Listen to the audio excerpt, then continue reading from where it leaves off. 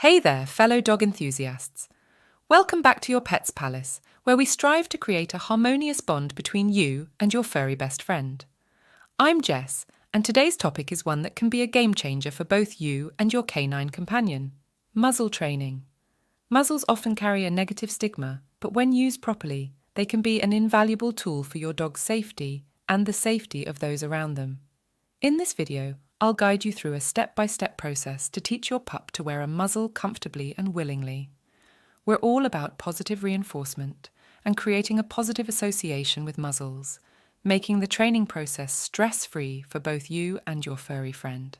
But before we dive into the nitty-gritty, make sure to hit that subscribe button and ring the bell so you never miss out on our helpful dog training tips and tricks. Now, let's jump into the world of muzzle training and empower both you and your pup with the knowledge you need. Choosing your muzzle. Muzzles should be a basket-type design. They should be large enough to allow a full pant. The nose should not be touching the end. Ensure it does not ride up to the eyes. Allow enough space for any facial folds, etc. Exact style will depend on head and face shape. Ensure the material is sturdy enough to provide effective protection from bites. What are muzzles for? Reducing the risk of injury to other people and animals, including but not limited to predatory behavior, dog aggression, stranger aggression, redirected aggression, lead grabbing and ragging, aggression at vets, limiting the ability to scavenge, increasing owner confidence belt, and braces for the worst-case scenario. What are muzzles not for? Removing the need to address underlying emotions, driving risky behavior, physically stopping behaviors such as barking and chewing, allowing dogs to be placed in high-stress situations other than genuine emergencies.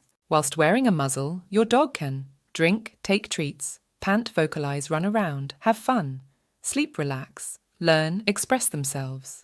Before you start, purchase your muzzle. Do not put it on yet. Select your dog's favorite treats cut up into teeny cubes and on hand ready to go. Start in a quiet place with no distractions.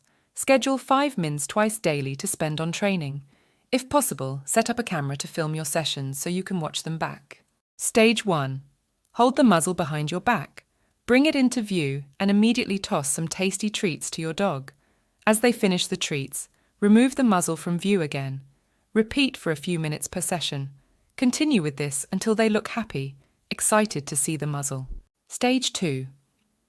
We need to develop a skill called targeting. This is essentially touching an object with the nose, and it can be used in lots of ways. We are going to use it to get your dog to put their nose into the basket of the muzzle. Hold the muzzle still.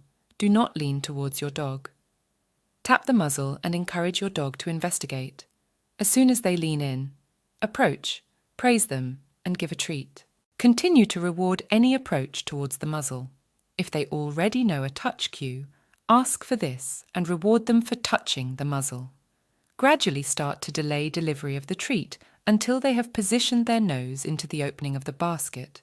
Next, we want to get them to reach further in. This is known as shaping the behavior, gradually rewarding progressive approximations of the final goal. Once they have started to put their nose into the basket, you can start treating them through the bars. They must put their nose in before you offer the treat. Stage 3. Once your dog is reliably putting their nose all the way to the end before getting a treat, it is time to build duration. We want your dog to be able to keep their nose in the muzzle for at least 5 seconds to give you time to do the straps. As your dog's nose reaches the end of the basket, I'd like you to pause for 1 second before giving the treat, then immediately follow it with another. The aim is to build your dog's ability to wait for their treat with their nose in position. Take it really slowly. If your dog is struggling, don't worry, just go back a stage. Work slowly towards being able to show your dog the muzzle. They are able to put their nose in, wait a second, get 1 treat, wait 5 seconds, get a second treat. Keep providing the treats through the bars at this stage to encourage them to keep their nose in place. If they try to move back or pull away, give them space to do so. Provide breaks by asking for well-known, easier cues they know how to do and enjoy. Stage 4.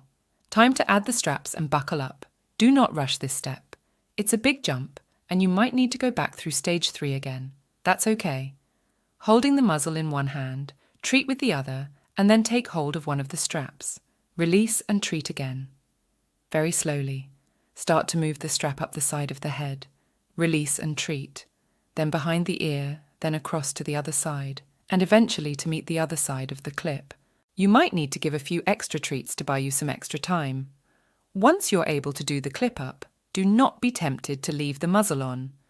Practice clipping it up, treating and immediately removing it again for at least 3 sessions once you think you've cracked it.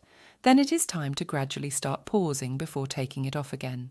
You may need to give treats every few seconds to start with. Stage 5.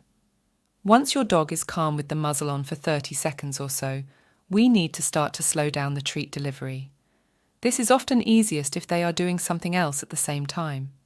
For example, ask them for a paw when they have their muzzle on and reward them for it. Practice short distance recall, calling them back and forth between people and making a big fuss of them. Try to make it fun and engaging. Next, I would suggest practicing walking on lead in the garden reward very frequently, and practice for only a few minutes at a time. Once you are achieving this stage, it's time to go out and about. Stage 6. Start practicing your muzzle training for short periods on walks. Allow your dog to sniff and explore. Provide regular rewards through the bars and keep sessions short. We want to slowly start to prolong the interval between treats and make the gaps of varying length. We are aiming for a variable reward schedule, as this encourages the most resistant behaviour. This is how gambling works. For example, reward after 5 sec, then 2, then 5, then 7, then 10. Keep practicing until you can reward every few minutes, then every 5 and so on. Troubleshooting potential problems. Your dog won't target the muzzle. Go back to stage 1 and ensure they are comfortable seeing it. Cup your hand under the basket and sprinkle some treats inside, or smear something sticky on the bars to encourage them to put their head in and realise nothing bad happens. Your dog starts pawing, batting the muzzle, rather than targeting with their nose. Try to slowly walk backwards as you encourage them to put their nose in. You might need to use a treat to guide them in the first few times. If they are having to walk to keep up with you, they will struggle to be pawing too. Once they have started offering the behaviour we want, reward it heavily, and after some practice, you should be able to do it standing still too. Your dog starts using their mouth, chewing the muzzle. Do they understand what you are asking? Go back to stage 2 and ensure you are consistently rewarding them for the same behaviour. Watch your videos back to check you aren't rewarding at the wrong times, etc. If that all looks okay, then it may be time to move it on. See how they cope with the next step. If that still isn't working, try doing it on the move as described above. Your dog tries to paw or rub the muzzle off. Go back and work on duration before adding the straps back in. Go through stage 4 again. Do not be afraid to let them move away. Once they are happy having the muzzle on, reward with a constant stream of treats. Keep it on for only 10 sec or so at a time. Very slowly increase duration and slow down treat delivery. If they start trying to get it off, distract them. Once they have stopped pawing at it, etc., remove it and give them a break. They won't put it on when we need it. You need to generalize the behavior. That means teaching your dog to do the behavior in any location and with any person. Start by doing your muzzle training in different rooms, on walks, in the car, etc. Then ask someone to help you. When someone new is doing the training, start back at the beginning. Don't ask too much. And finally, have fun. Be proud of what you have taught your dog. Don't let other people's attitudes dishearten you. Go out there and help fight the stigma that muzzled dogs and their families face. Thank you for watching. Don't forget to like and subscribe.